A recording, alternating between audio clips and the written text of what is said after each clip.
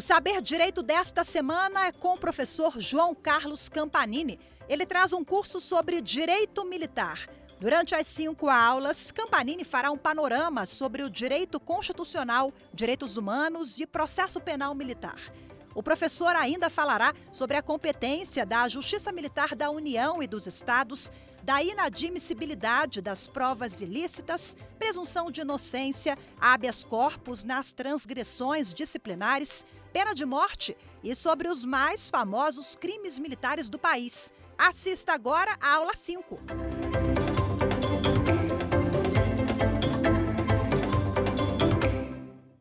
Olá pessoal, sejam bem-vindos ao nosso programa Saber Direito. Eu sou o João Carlos Campanini e hoje eu encerro o nosso curso Direito Militar e Segurança Pública na Prática. Hoje é a nossa aula mais prática de todo o curso, ok? Eu vou iniciar falando dos temas polêmicos da instrução do processo penal militar. Primeiro tema polêmico que a gente costuma sustentar dentro da Justiça Militar Estadual é o rito. Ele vai usar o rito ordinário previsto no Código de Processo Penal Militar ou a audiência una, que é prevista no Código de Processo Penal Comum, no artigo 400. Então eu uso o artigo 302 do Código de Processo Penal Militar ou o artigo 400 do Código de Processo Penal Comum. Vamos lá. O que diz então o artigo 302 do Código de Processo Penal Comum? O acusado será qualificado e interrogado num só ato, no lugar, dia e hora designado pelo juiz após recebida a denúncia e se presente a instrução criminal ou preso antes de ouvidas as testemunhas. Vejam lá, Código de Processo Penal Militar, o acusado vai ser interrogado antes de ouvir as testemunhas. E o artigo 400 do Código de Processo Penal, bem mais recente, ela fala que o acusado, o interrogatório é feito somente após a oitiva da última testemunha, ok? Então, o que nós vamos aplicar? Código de Processo Penal Militar, lei específica, não tem omissão para eu aplicar o Código de Processo Penal Comum e ele diz que o interrogatório é o primeiro ato da instrução, né? E a ampla defesa e a defesa técnica? Quando eu tenho autodefesa, né? Quando eu tenho ampla defesa? O que nós entendemos como ampla defesa? O que a gente pode dizer como ampla defesa? Para entender, para não esquecer mais. A ampla defesa, ela só existe se eu tiver a autodefesa, que é eu me defendendo, o acusado, o réu, se defendendo com as suas próprias palavras e com a defesa técnica. Então, se eu tirar a defesa técnica e deixar o acusado se defender sozinho, eu não tenho ampla defesa. Se eu tirar também a autodefesa e não deixar o acusado se defender, só ser defendido por advogado, eu também não tenho ampla defesa. Então, eu só vou ter a ampla defesa se eu tiver a defesa técnica exercida por profissional e mais a autodefesa do próprio acusado. Então, o artigo 302 do Código de Processo Penal Militar, quando o réu fala no começo, se ele falar no início da instrução, todas as provas vão vir contra ele, as testemunhas de acusação vão vir e vão desmentir aquilo que ele disse. E depois ele não tem mais o direito de ser ouvido. Raras exceções, você pode repetir ali o reinterrogatório do acusado, mas em previsão pelo Código de Processo Penal Militar, ou é o primeiro ato da instrução, né? E no Código de Processo Penal Comum não, isso já foi alterado há algum tempo, né? E o interrogatório passou a ser ao último ato da instrução. Na Justiça Militar, especificamente em São Paulo, eu questionava isso, sempre pedia para os juízes lá, desde que foi alterado o Código de Processo Penal Comum, para que na Justiça Militar também fosse o interrogatório do réu o último ato da instrução. E eles nunca aceitavam. Nós fazíamos habeas corpus e tudo mais, e era muito difícil, até que um dia um juiz acabou aceitando lá na Justiça Militar Estadual de São Paulo, e nós conseguimos que o interrogatório fosse o último ato da instrução. Até que o Supremo Tribunal Federal, analisando um recurso da Defensoria Pública da União, né, decidiu que na Justiça Militar o interrogatório do réu deve ser o último ato, assim como na Justiça Comum. Então, via de regra, por decisão do Supremo, a lei não foi alterada, o Código de Processo Penal Militar continua dizendo que é no primeiro ato.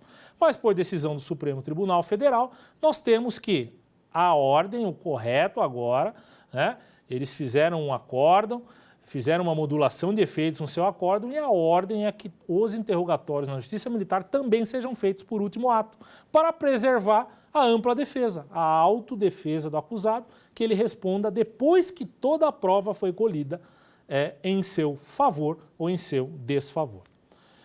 Uma outra questão que nós temos aqui bastante importante é o sistema que é usado no processo penal militar e o sistema que é usado no processo penal comum. No Código de Processo Penal Militar, no artigo 418, nós temos o sistema presidencialista. As perguntas às partes são feitas por intermédio do juiz auditor, por intermédio do juiz de direito presidente ali da Justiça Militar.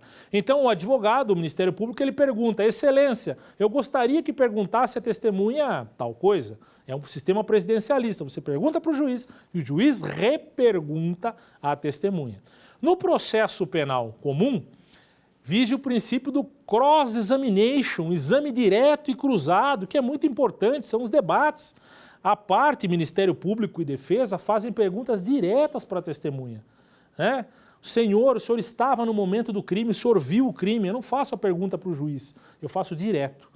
É o princípio do exame direto e cruzado, chamado de cross-examination. Está no artigo 212 também do Código de Processo Penal. E o início das perguntas pelo processo penal é feito pelas partes. O juiz ele não inicia perguntando, por conta do sistema acusatório que nós temos e queremos no Brasil. No passado nós tínhamos o sistema inquisitorial, em que o juiz ele colhia a prova, interrogava o acusado, perguntando, e produzindo prova, sendo protagonista da produção da prova.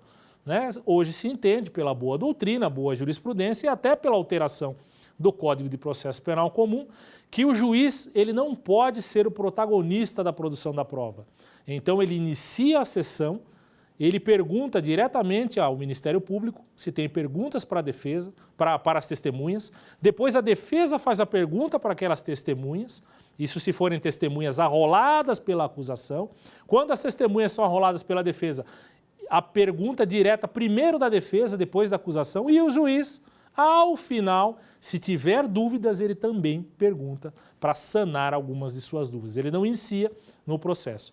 No processo penal militar, a regra é que o juiz é quem inicia as perguntas, colhe toda a prova, entendemos que isso é ilegal, é uma questão que você, na atuação, na defesa do seu constituinte, ali como advogado, tem que reiterar e dizer, olha, eu desejo que seja aplicado o artigo 212 do Código de Processo Penal Comum, pela questão do juiz não poder ser o protagonista da prova, e nós temos um sistema no Brasil acusatório e não inquisitorial, ok? E os tribunais superiores já estão anulando os casos em que juízes iniciam produzindo essa prova. Então, fiquem atentos, a jurisprudência já está mudando, já temos muitas decisões dos tribunais superiores anulando em casos de juízes que desejam iniciar e ser os protagonistas da produção da prova, fazendo inúmeras perguntas para as partes e não deixando para que a acusação faça a prova do ocorrido, não deixando para a defesa fazer a prova do seu alegado. Vamos lá? Tema polêmico também, interferência das partes no interrogatório. É o interrogatório do acusado. O acusado está sendo interrogado e a interferência. As partes, Ministério Público, Defesa, podem interferir? O Código de Processo Penal Militar diz que não. Diz que o interrogatório será feito obrigatoriamente pelo juiz, não sendo permitida a intervenção de qualquer outra pessoa. Já no Código de Processo Penal Comum, sim, ela é prevista. Após proceder o interrogatório, está no artigo 188, o juiz vai indagar as partes se restou algum fato para ser esclarecido, formulando as perguntas correspondentes, se entender pertinente e relevante. O interrogatório, num passado distante, ele era entendido como um ato tipicamente de defesa. O réu, ao ser interrogado, ele somente produzia sua defesa. Só que a boa doutrina, também a boa jurisprudência, entendeu que o interrogatório não é só um ato de defesa, ele é um ato misto, é um ato de produção de prova, tanto para acusação ou para defesa, e também de defesa. Então, é um ato misto. Sendo um ato misto, as partes elas precisam perguntar para o réu. Não pode manter-se, como tem no Código do Processo Penal Militar, o interrogatório ser um ato somente do juiz. As partes têm que perguntar, elas têm que produzir a prova. O Ministério Público, ele precisa perguntar para o réu porque ele quer produzir a prova de acusação contra o réu. E a defesa também quer produzir, muitas vezes pelas palavras, pela boca do próprio acusado, argumentos, trazer argumentos para a sua defesa.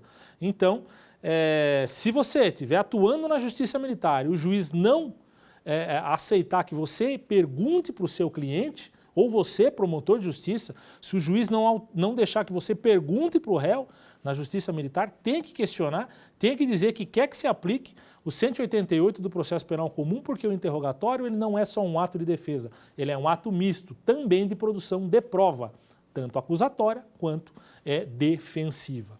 Ok? Aí fica uma reflexão, né? Uma reflexão para os senhores pensarem, e de uma questão também polêmica.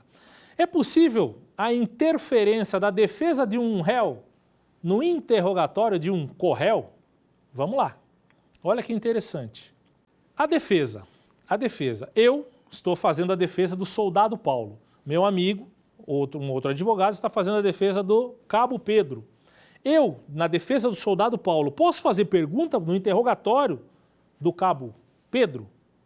É uma questão polêmica, né? Muitos juízes entendem que não, que só os próprios advogados podem fazer a pergunta para aquele réu. Então, eu não poderia fazer a pergunta para aquele réu, só o advogado dele poderia fazer pergunta para ele.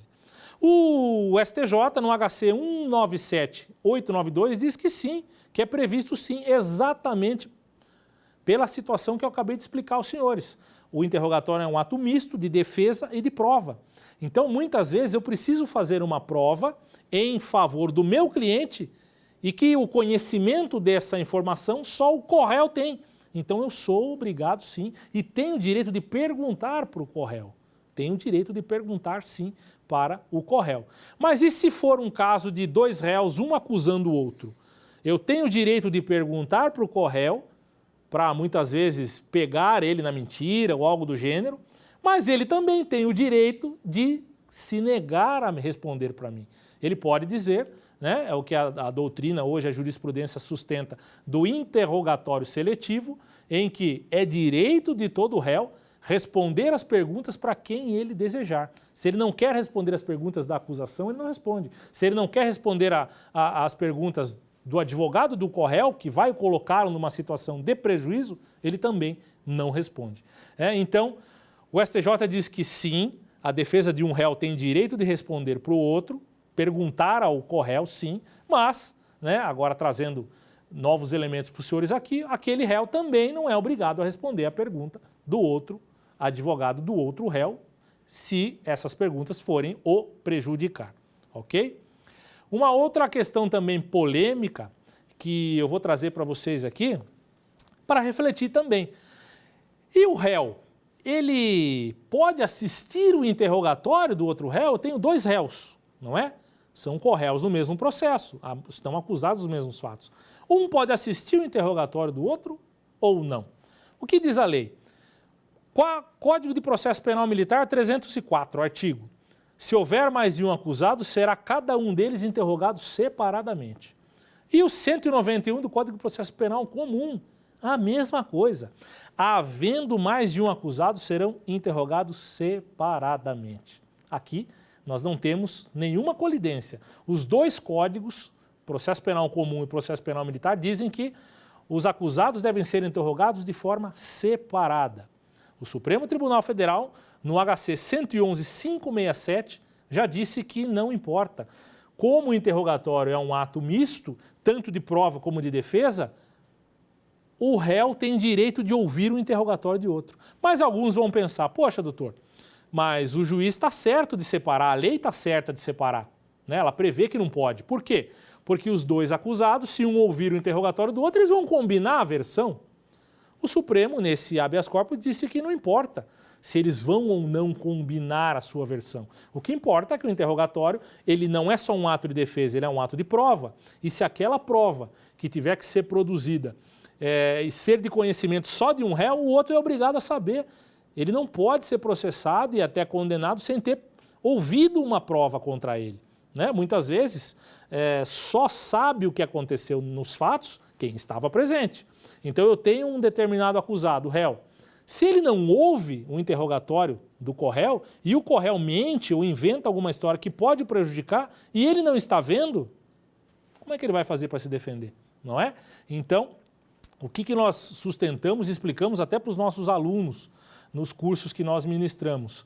Se você estiver nessa situação e você precisar que o seu réu ouça o interrogatório, questione ao juiz e justifique e explique especificamente o porquê de que você quer que o seu réu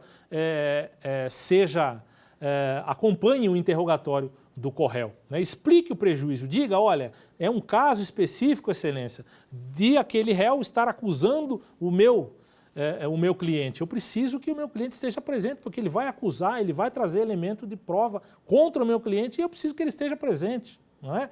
É um prejuízo. Para que, caso esse pedido seja negado, esse requerimento seja indeferido pelo juiz, você possa reclamar, recorrer via de recurso e dizer, olha, o prejuízo está configurado, né? Porque existe também os pressupostos do recurso de que a nulidade só ocorre se houver o prejuízo. Então você precisa, na prática, justificar o seu prejuízo para poder pleitear esse direito. Vamos lá. Uma outra questão bastante polêmica que eu verifico também em alguns advogados muito novos, quando entram no trabalho da Justiça Militar, e talvez até pelo costume que os operadores do direito têm de folhear os artigos do Código quando vão iniciar uma parte processual, né, em relação ao arrolamento de testemunhas do Código de Processo Penal Militar. Olha que interessante. A acusação no Código de Processo Penal Militar, no artigo 77H, ela pode arrolar até 6 testemunhas, 6 testemunhas. A denúncia do Código de Processo Penal Militar fica lá no comecinho, lá do CPP, artigo 77. Quando a gente vai falar de arrolamento de testemunhas e defesa, já está lá na fase em que se fala do processo, do rito do processo. Já está lá no 417, parágrafo 2º do Código de Processo Penal Militar. E qual é a previsão para arrolamento de testemunhas pela defesa? Somente 3. Vejam, o artigo 77, o Ministério Público pode arrolar 6 testemunhas e a defesa somente 3 no processo penal militar. E o que nós temos então aqui? Falta de contraditório, de ampla defesa. A paridade de armas não ocorre, né?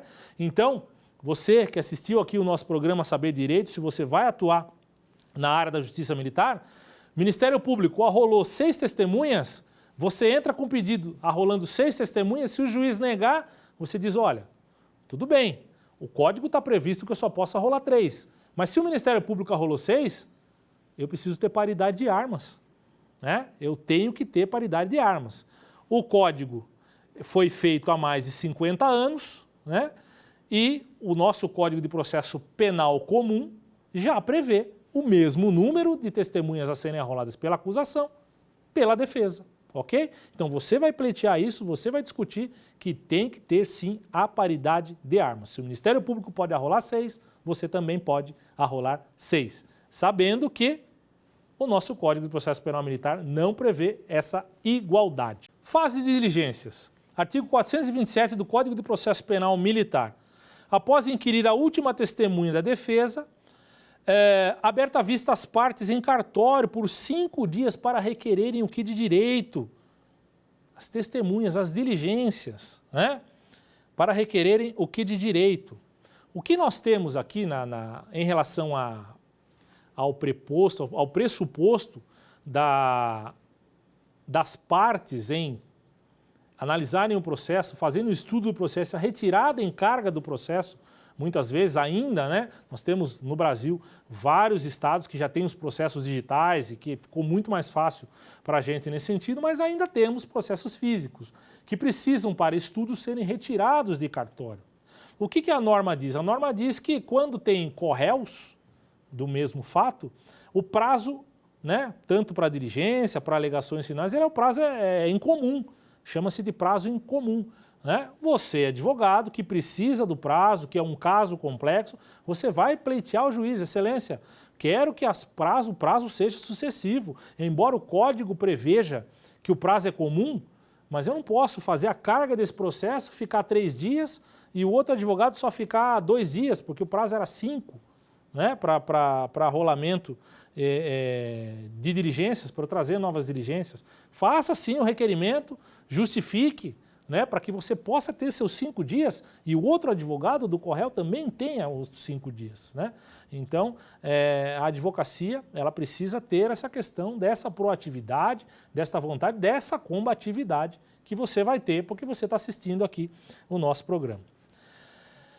Alegações finais. Artigo 428 do Código de Processo Penal Militar. 8 dias para a acusação e para a defesa apresentarem suas alegações finais e 5 dias para assistente de acusação, caso ela venha a ter, ok? No nosso Código de Processo Penal Militar, nos crimes de competência dos Conselhos de Justiça, que eu expliquei lá na primeira aula, né, a maioria dos crimes militares são compostos ali, são competência do Conselho de Justiça. Há a previsão do artigo 428 do CPPM, que são as alegações finais, que você pode fazer de forma escrita, mas ele também tem as alegações finais que são feitas na sessão de julgamento, que ela é oral, é como se fosse o tribunal do júri. O advogado oralmente e o Ministério Público vão sustentar as suas razões e os juízes vão decidir ali, na hora, né? Então há uma obrigatoriedade de eu apresentar as alegações escritas ou não? A jurisprudência, a boa doutrina entendem que não. Se as partes disserem, olha, eu vou apresentar as minhas alegações diretamente em plenário, então eu não preciso fazer as alegações finais de forma escrita. Isso é o que é mais usado na prática, na justiça militar, porque as partes não desejam antecipar suas alegações. Se você apresenta de forma escrita suas alegações, no dia do plenário, no dia do julgamento propriamente dito, a outra parte já vai ter conhecimento daquilo que você vai sustentar nas suas razões ali, na defesa ou na acusação daquele militar, ok? Então não há obrigatoriedade, mas se quiser apresentar a alegação escrita, você vai apresentar sim. Após as alegações finais, que você pode apresentar, como eu expliquei, de forma escrita ou deixar de apresentar, nós vamos ter a sessão de julgamento propriamente dita. E lá eu vou ter a sustentação oral das razões finais na sessão de julgamento. O tempo, a defesa e a acusação têm até 3 horas para sustentar suas razões. São previstas lá no nosso Código de Processo Penal Militar. Em caso de réplica, a acusação tem mais 1 hora e a defesa tem mais, em caso de tréplica, no caso, mais 1 hora. Então, até 4 horas nós podemos ter de sessão de julgamento ali. Se o caso tiver assistente de acusação, o assistente de acusação ele tem 1h30 para acusar e 30 minutos para fazer a réplica. Né? Sempre após o Ministério Público, o assistente de acusação tem seu tempo também. E na defesa de vários acusados? Se for o mesmo advogado que estiver na defesa de 2 ou mais acusados, ele tem não 3 horas, ele tem 4 horas para fazer a defesa dos réus, né, em uma mesma sessão. Então, qual o prazo?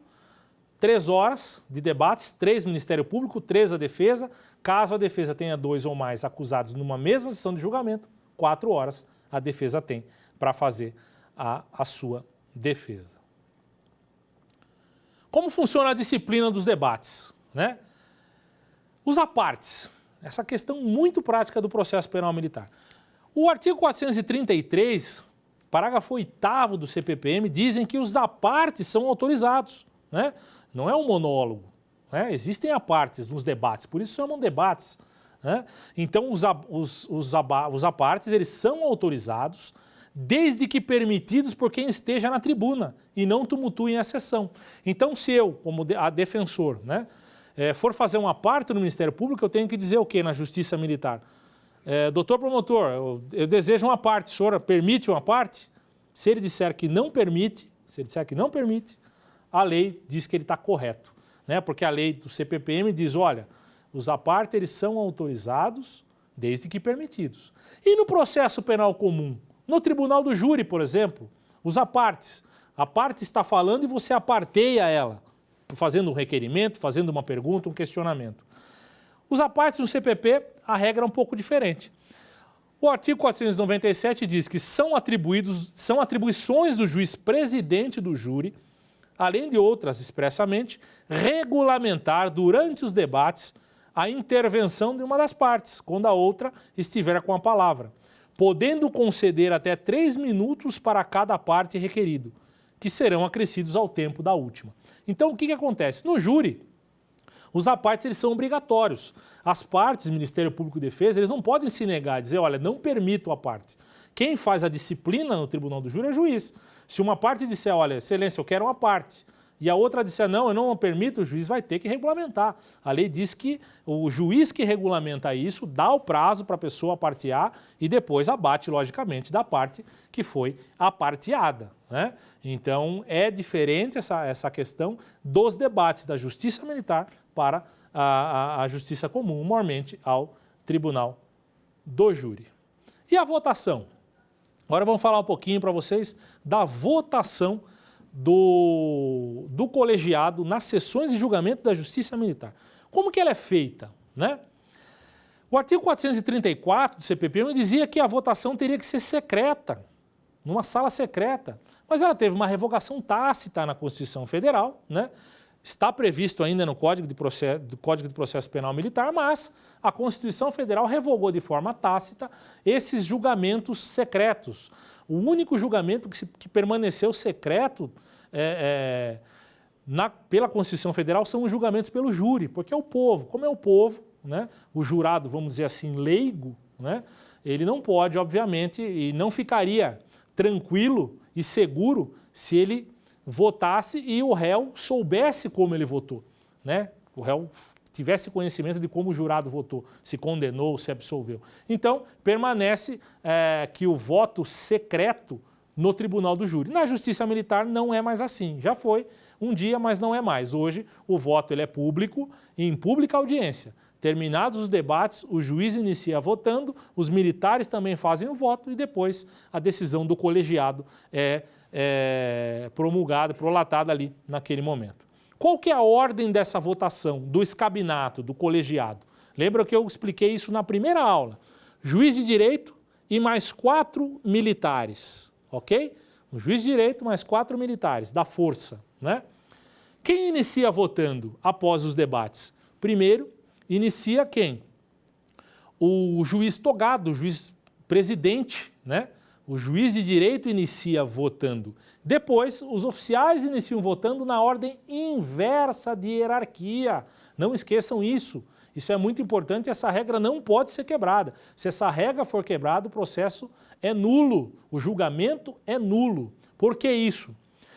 Essa regra da ordem inversa de hierarquia é o seguinte: quem inicia votando quando iniciam-se os votos dos militares? O militar de menor posto, ele inicia votando, sempre. Por quê? Porque ele, como oficial de menor posto, vota primeiro que o oficial de maior posto, para evitar que o oficial, se votasse o de maior posto primeiro, quando chegasse no de menor posto, este de menor posto, por receio da hierarquia, não quisesse votar contra o seu superior. Então o superior nunca vai votar antes do subordinado. O subordinado vai votar antes, né? Então a regra é essa, a regra específica é essa. A ordem é sempre inversa de hierarquia. Começa-se com a hierarquia mais baixa e vai se subindo na hierarquia. Então, se eu tenho um colegiado que tem tenente, capitão e major e coronel, por exemplo, eu vou iniciar juiz de direito, inicia votando. Na sequência, vota o tenente. Depois do tenente vota o capitão, está acima do tenente. Depois do capitão vota o major, que está acima do capitão. E por último vota o coronel, que está ali no maior posto daquele colegiado. Ok? Então é assim que funciona hoje na Justiça Militar, tanto da União quanto na Justiça Militar Estadual. A ordem é sempre inversa. Começa sempre de patente mais baixa. Uma outra polêmica que nós temos também, e questionamos muitas vezes essa questão, embora ainda não tenha uma previsão de se alterar essa questão, mas acho muito importante, é o princípio da identidade física no juiz, em princípio da identidade física do juiz na justiça militar. Já é dos preceitos do processo penal que todo juiz que presidiu toda a instrução, colheu a prova, deve prolatar a sentença, deve julgar o acusado. Isso é muito importante, né? Salvo hipóteses de falecimento do juiz ou de remoção, de troca de comarca, nós temos a troca de um juiz para julgar um processo que ele não fez a instrução. Do contrário, a lei prevê que, na medida do possível, todo juiz que fez a instrução é o que deve julgar, porque ele sentiu as testemunhas, ele coletou a prova, ele produziu ali aquilo que o Poder Judiciário poderia produzir em relação ao apoio da prova. Eu não posso dizer produção de prova, porque quem tem que produzir a prova são as partes, mas o juiz ele participou da coleta da prova, então ele tem maior competência para julgar o acusado. Mas a Justiça Militar, nos conselhos permanentes de justiça, nós não temos isso. Nós não temos esse princípio da identidade física. Por quê? Porque o conselho permanente, que é aquele que julga as praças, ele é temporário. A cada 3 meses ele muda. Então, raras as vezes, os juízes militares que colheram a prova são os que julgam. Na maioria das vezes, o conselho passa. O processo dura mais de 3 meses, né? E o Conselho Especial de Justiça, que eu também falei na primeira aula, que é o que julga somente os oficiais. Esse Conselho Especial de Justiça ele é permanente. Vejam, o Conselho Permanente tem nome permanente, mas não é permanente, ele é temporário. O Conselho Especial de Justiça, que tem nome especial, é permanente. Então ele vai com o oficial desde o início do processo até o seu julgamento. Não estaria esse predisposto, né, ferindo o princípio da identidade física juiz no caso das praças? E a isonomia? Por que que o oficial tem o direito do juiz que apurou toda a questão, que colheu a prova, julgá-lo, e a praça não tem? A praça vai ser julgada muitas vezes por um juiz militar que não colheu nada da prova, não assistiu nada, né? Então, nós questionamos muito essa situação da falta de isonomia entre oficiais e praças nesse quesito, né? Que para nós fere sim o princípio da identidade física do juiz, porque o juiz que colheu a prova, no caso das praças, não é aquele que faz o julgamento. Vamos falar um pouquinho agora da sentença condenatória, na prática da sentença condenatória. Artigo 440 do Código de Processo Penal Militar diz que a sentença condenatória, no juiz, ao fazer a sentença condenatória, ele vai mencionar as circunstâncias de fixação da pena, ele vai mencionar as agravantes e atenuantes do Código de Processo Penal Militar, que estão previstos no artigo 70 e seguintes, não é? Então ele vai prever as agravantes. Nós temos algumas agravantes extremamente polêmicas também, que nós questionamos, né? O fato do militar estar armado, muitas vezes, é uma circunstância agravante. O fato do militar estar de serviço, muitas vezes, é uma circunstância agravante. E nós usamos muito essa questão, e o advogado, que é especializado nessa área, não pode deixar passar essas questões, porque muitas vezes o Ministério Público faz a denúncia e já coloca uma agravante. Olha, o militar cometeu esse crime estando de serviço. Ele cometeu um crime de dormir em serviço, né? Um exemplo até crasso, mas vamos dizer que ele denuncie dessa forma, denuncie o crime de dormir em serviço e dizendo, olha, e também tem mais uma agravante aqui prevista no artigo 70, porque ele estava de serviço. A defesa já vai ter que reclamar disso, vai dizer, olha, senhores, excelências, não acolham essa agravante, porque se acolherem essa agravante, será um bis in idem. O acusado estará sendo condenado 2 vezes pelos mesmos fatos, porque o crime de dormir em serviço, pelo próprio nome já diz, que o militar precisa estar de serviço. Ele não pode cometer esse crime na folga, tem que estar de serviço. Então eu não posso condená-lo por dormir em serviço e acrescer a pena dele, aumentar, agravar a pena, pela circunstância agravante de estar de serviço, ok? E outros crimes que também têm essas circunstâncias, né? Que nós, atentos, advogados atentos, vão sempre pedir para que não se acolha aquela agravante. E as atenuantes também. Uma delas muito importante, que eu questiono muito na Justiça Militar, é o meritório comportamento anterior do militar, artigo 72, segundo do Código Penal Militar, não é? Então o militar ele tem uma ficha, ele tem toda uma história, desde que ele entrou na corporação, ele tem uma ficha tanto de elogios como de punições. Se os elogios dele são superiores ao número de punições, ele tem um comportamento anterior meritório e isso deve ser levado em conta na hora da fixação da pena. E a defesa deve provar isso trazendo a ficha individual daquele militar, a sua ficha de antecedentes, né? O seu histórico documental e pedir ao juiz, requerer ao juiz que seja acolhida a atenuante do meritório comportamento anterior. Então a sentença ela vai impor a pena também e aplicar medidas de segurança caso o caso importe. Vamos lá, detalhes específicos também muito importantes para o nosso direito militar. As alíneas do artigo 439 do Código de Processo Penal Militar. Senhores, para um civil, para qualquer um do povo, se ele responde um processo criminal, pouco importa como ele foi absolvido, muitas vezes. Para um civil, pouco importa. Né? Eu, civil, se eu cometer um crime, se eu for absolvido porque eu provei que o crime não aconteceu, se eu provei que não há prova, vamos dizer assim, que não há prova do crime, se eu agi em legítima defesa, por isso eu devo ser absolvido, se não há provas contra mim, por isso eu fui absolvido, para mim tanto importa. Para mim o que importa, no caso dos civis, ser absolvidos. Para o militar, não. Por quê? Lembram que eu falei?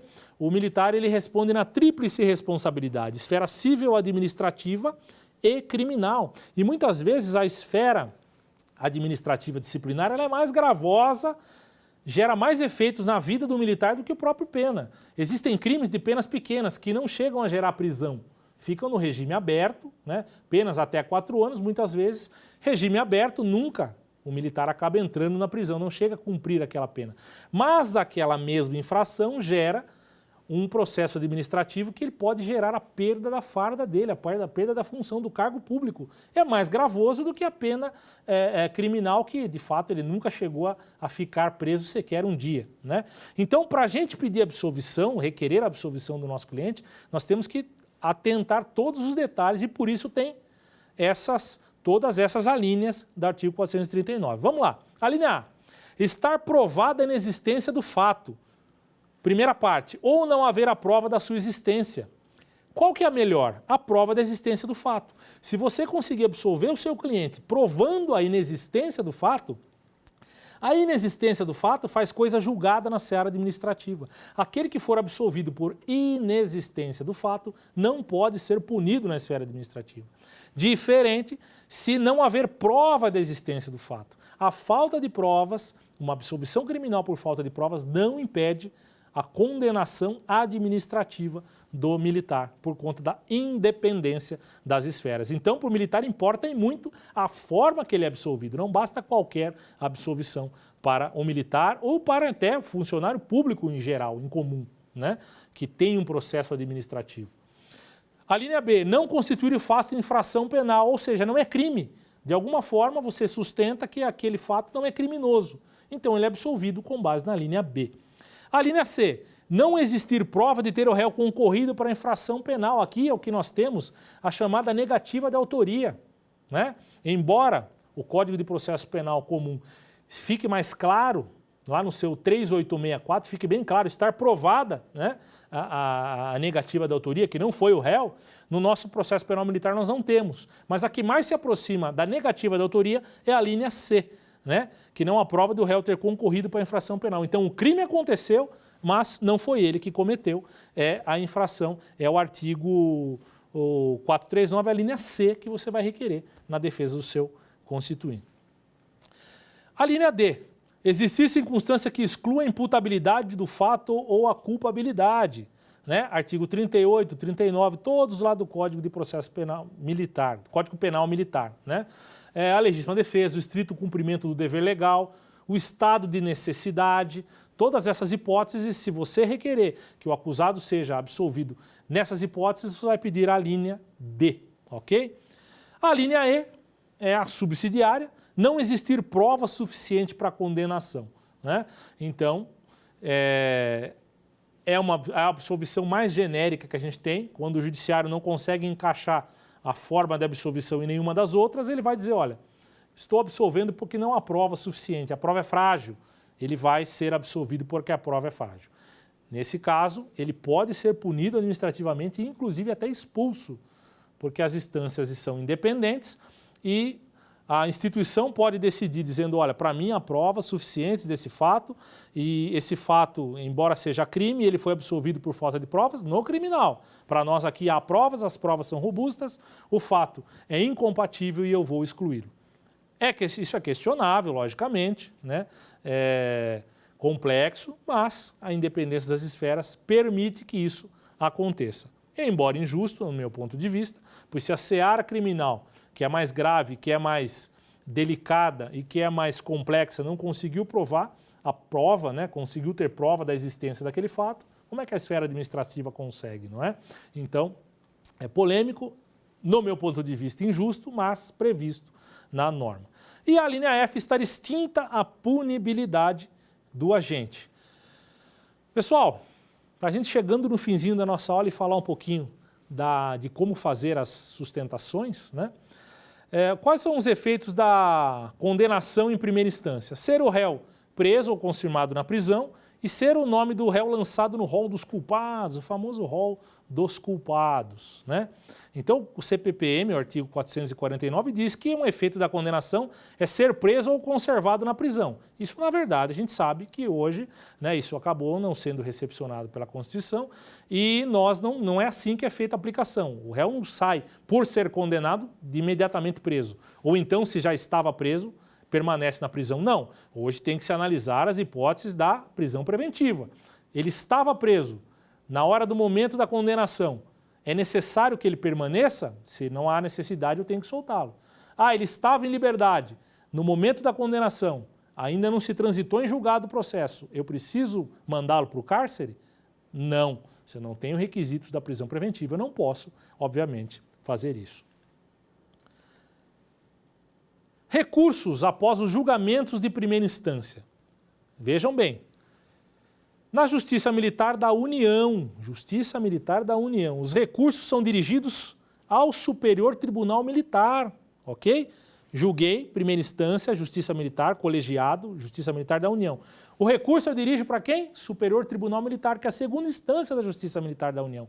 Embora no Superior Tribunal tenha 15 ministros, os juízes têm a denominação de ministros, eles julgam em segunda instância. E as hipóteses dos recursos? Quando é que eu tenho os recursos na Justiça Militar? A Justiça Militar da União, a previsão dos recursos dela, de primeira instância, vão para o Superior Tribunal Militar, que embora seja em Brasília, seja um tribunal superior e seus juízes são denominados ministros, ela tem função de segunda instância. Então, os recursos das auditorias militares de Justiça Militar da União vão para o Superior Tribunal Militar. Na Justiça Militar do Estado, não há previsão de recurso para o STM, o Superior Tribunal Militar, pois são justiças independentes que não têm qualquer subordinação. Então, na Justiça Militar dos Estados, os julgamentos dos policiais militares e dos bombeiros militares, você vai recorrer para o STJ, Superior Tribunal de Justiça, quando o recurso desafiar normas do recurso especial, em que eu tenho violação de lei federal, ou para o Supremo Tribunal Federal, quando a sua tese, o seu recurso, for previsto por terem uma violação à Constituição da República. Então, para não esquecer, Justiça Militar do Estado não tem qualquer previsão de recurso para o Superior Tribunal Militar, ok? E os recursos após julgamento de primeira instância também? Falando, né, antes de um recurso de apelação, você tem que fazer, muitas vezes, um recurso de embargos de declaração. E aí muitos, quando vão olhar no Código de Processo Penal Militar, não vão verificar, logo após a condenação de primeira instância, previsão de embargos de declaração. Não vão verificar. Só que toda sentença é embargável, ela pode ser embargada, né? Se ela tiver uma sentença for contraditória, ambígua obscura e omissa, cabem os embargos de declaração. Mas no Código de Processo Penal Comum você não vai observar. Você só vai observar das decisões de segunda instância que estão previstas no artigo 542 do CPPM. Então, se você está lá advogando, na primeira instância você verificar que uma sentença ambígua, obscura, contraditória, precisa fazer um embargo, você vai dizer ao juiz, vai peticionar dizendo, olha, estou por analogia ao 542, artigo 542 do CPPM, que prevê os embargos da segunda instância, estou fazendo na primeira, porque toda sentença é embargável, ok? Então, não esqueçam, você aprendeu aqui no Saber Direito. Embora não tenha previsão no CPPM, há cabimento de embargos de declaração de sentença de primeira instância na Justiça Militar.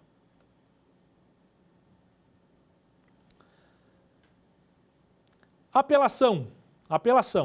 Na Justiça Militar, previsão, você interpõe em 5 dias e você arrasou em 10. Então você faz a interposição dessa apelação em 5 dias, pede o retorno dos autos para que você faça os acessos e até 10 dias você tem que fazer as razões, né, dessa apelação. E você vai alegar tudo que for de seu interesse, porque na apelação da Justiça Militar é preliminar e mérito, então é o duplo grau. O tribunal, no caso de São Paulo, Minas e Rio Grande do Sul, que tem os tribunais de justiça militar, eles vão analisar tudo, o mérito e as preliminares, duplo grau de jurisdição. No caso de justiça militar da União, primeira instância, auditorias militares, segundo grau, as apelações julgadas pelo Superior Tribunal Militar. Então você vai especificamente na sua apelação alegar tudo que seja de interesse, porque é o duplo grau de jurisdição. Sustentação oral dos recursos, o mínimo de 15 minutos, e pode ser maior de acordo com os regimentos dos tribunais. Agora eu vou falar um pouquinho para vocês, para a gente finalizar nossa aula, de prática do direito militar, como eu vou fazer especificamente para ter a minha sustentação oral, tanto na primeira instância como nos recursos. Vamos lá. O que a gente tem especificamente de necessidade para fazer a nossa sustentação oral? Você deve iniciar cumprimentando os juízes, os membros do Ministério Público, quem mais estiver no local. De forma sucinta, de forma rápida, para você não perder tempo, que muitas vezes a sustentação oral tem só 15 minutos. Então você tem que fazer os cumprimentos de forma rápida, né? Você não deve, numa sustentação oral, principalmente nos tribunais, atacar um juiz. Você deve atacar a decisão do juiz. Por quê? Você, como advogado, está ali na tribuna, ou como Ministério Público, né? E você está sustentando e está reclamando de uma decisão dada por um juiz. Só que você está fazendo o seu pleito para outros juízes. Então, não é de bom grado que você ataque a pessoa do juiz, porque você vai estar criticando juízes para juízes. Então você tem que atacar a decisão dele e não a pessoa dele, ok? Muito importante também aqui, em relação ao Ministério Público, é a mesma coisa. Não ataque o promotor de justiça, ataque a decisão, a opinião do promotor de justiça. Porque muitas vezes nos tribunais você vai ter, pelo 5º Constitucional, membros do Ministério Público que agora são juízes, são desembargadores, são ministros. Se você atacar a pessoa do promotor, muitas vezes, ou a instituição Ministério Público, você não vai estar angariando algo muito importante para a sua sustentação. Ancoragem, isso aqui é muito importante. Ancoragem é você saber o que os juízes pensam daquele tema, estudar antes. Né? Hoje os sites dos tribunais, eles têm o repertório de jurisprudências, então você vai pleitear e você vai sustentar numa determinada Câmara que você sabe o nome dos magistrados e você vai pesquisar antes o que aqueles magistrados pensam em relação ao tema. Se você trouxer ali, na hora do julgamento, decisões, jurisprudências dos próprios magistrados que você está sustentando, a sua chance de êxito vai ser muito maior. Então, ancoragem, estude antes, procure saber o que aqueles juízes pensam, para você trazer julgados especificamente deles. É muito melhor do que você trazer, muitas vezes, julgados do Supremo Tribunal Federal, né? Naqueles juízes ali de 2º grau. traga os deles. Evite gírias na sua sustentação oral, use os pronomes de tratamento, vossas excelências, né? Cuidado com os pronomes de tratamento, devemos seguir a liturgia nos tribunais, o direito ele é assim, é dessa forma, é necessário, então você tem que fazer de acordo com as normas cultas da língua portuguesa também. Apresentação pessoal, muito importante, você deve fazer uso correto da sua beca.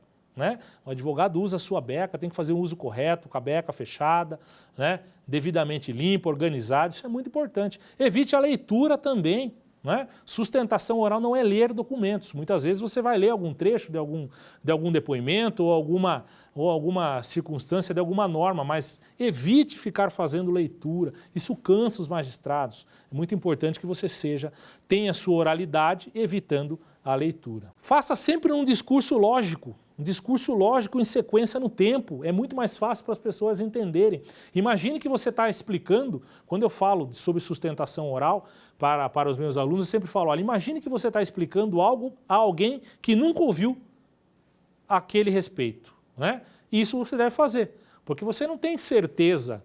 O correto seja que todos os juízes, antes de fazerem o julgamento e de ouvirem as partes, tenham estudado o processo, mas essa certeza você não vai ter. Então você sempre tem que imaginar que você está explicando aquilo para alguém que nunca teve acesso aos autos. Então, um discurso lógico, no tempo, você vai fazer. Você vai contar desde o início como começou e até onde você está, até onde você quer chegar. Imaginando que alguém que está do outro lado não tivesse contato algum com a história e você precisasse contar essa história para ela. Assim, você vai ter mais chances deles entenderem o que você quer e êxito no seu pedido. Muito importante também, eu sempre falo, seja verdadeiro. O advogado tem que ser verdadeiro, as partes no processo precisam de lealdade processual. Estude o processo muito a fundo, seja verdadeiro.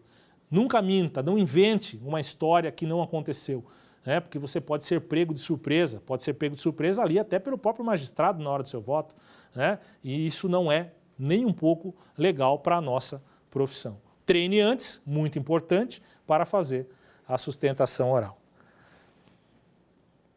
Evite também a monotonia na fala, isso é muito importante para todo ato, principalmente no tribunal do júri. Né? O que é a fala monótona? É aquela fala cansativa, que ela tem um tom só. Né? Então, você deve, para fazer a sua sustentação oral, aumentar a sua voz quando necessário, quando vai dar ênfase a um assunto e reduzir a sua fala em momento que você não necessita de daquela ênfase, né? Porque um discurso monótono é aquele baixinho e calmo a todo tempo que gera cansaço, as pessoas até dormem na sua sustentação, ou então um discurso extremamente agressivo, gritando o tempo todo, também vai gerar um efeito ruim para os ouvidos. Então, evite a monotonia na fala, transforme o seu discurso num discurso que vai do tom baixo ao tom alto, de acordo com aquilo que você está argumentando, né, para você ter melhor desempenho. E finalize agradecendo sempre, né, dando um bom dia e boa tarde, boa noite, dependendo das circunstâncias. Eu finalizo a nossa aula por aqui e espero que vocês tenham gostado, mas antes vamos para o nosso último quiz dessa nossa última aula.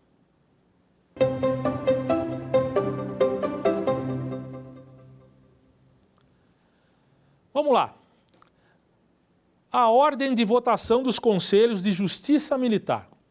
Alternativa A. Inicia-se com o juiz de direito e termina com o oficial de menor hierarquia. O oficial de menor hierarquia é o último a votar. Alternativa B. Só pode ser iniciada pelo julgador de maior posto militar. É o militar mais antigo de maior posto que inicia a votação. Alternativa C. Segue a ordem inversa de hierarquia após o voto do juiz de direito. Alternativa D.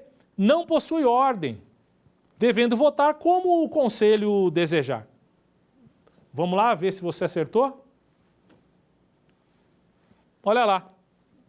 A ordem de votação dos conselhos de justiça militar segue a ordem inversa de hierarquia após o voto do juiz de direito. Inicia-se então com o juiz de direito, Depois, pela ordem inversa de hierarquia, sempre o militar de posto menor, mais baixo, inicia votando. E o último a votar é o militar de posto mais elevado. A alternativa A, por que ela está errada? Porque aqui está dizendo que o inicia-se com o juiz e termina com o oficial de menor hierarquia. Não. O último a votar é o de maior hierarquia, o que vota por último.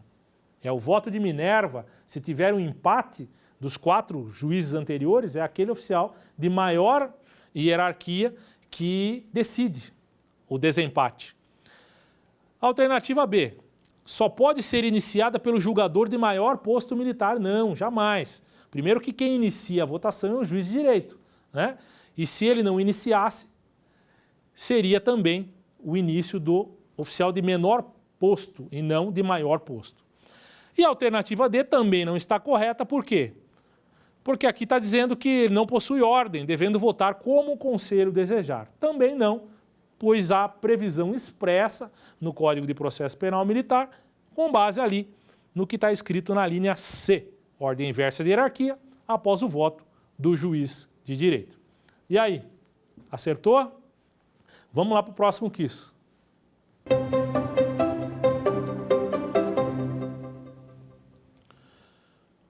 Olha lá, os recursos da Justiça Militar Estadual. Alternativa A, são julgados somente pelo Superior Tribunal Militar, STM. Alternativa B, são julgados pelo STM e pelo STJ, o Superior Tribunal de Justiça. Alternativa C, são julgados pelo Superior Tribunal de Justiça e pelo Superior Tribunal Militar. Ou alternativa D, são julgados pelo STJ e pelo STF, o Supremo. E aí, essa está mais difícil, hein? Vamos ver? Alternativa D. Os recursos na Justiça Militar Estadual são julgados pelo Superior Tribunal de Justiça, recurso especial, e pelo Supremo Tribunal Federal, em recurso extraordinário. A alternativa A está errada, por quê? Porque ela está dizendo que os recursos da Justiça Militar Estadual são julgados somente pelo Superior Tribunal Militar. Não, lembra que eu disse? Não há hierarquia, vinculação, nada em relação à Justiça Militar Estadual com o Superior Tribunal Militar, que é da Justiça Militar da União. Não há vinculação, não há qualquer subordinação, nada. Então, não passam pelo Superior Tribunal Militar os recursos da Justiça Militar dos Estados. Alternativa B, são julgados pelo Superior Tribunal Militar e pelo STJ? Não, porque não há, da mesma forma da primeira, previsão de recurso para a Justiça Militar da União. A alternativa C, julgados pelo STJ e STM. Não. Justiça Militar Estadual tem recurso julgado pelo STJ? Sim. Pelo Superior Tribunal Militar? Não. Pelas mesmas razões. Espero que tenham gostado do nosso curso Direito Militar e Segurança Pública na Prática. Eu sou o João Carlos Campanini. Fico por aqui e até a próxima. Quer dar alguma sugestão de tema para os cursos do Saber Direito? Então mande um e-mail para a gente, saberdireito@stf.jus.br, ou entre em contato pelo WhatsApp. O número é esse que aparece na sua tela. Você também pode estudar pela internet. Acesse o nosso site radioetvjustiça.jus.br, ou pode rever as aulas no canal do YouTube, @Rádio e TV Justiça.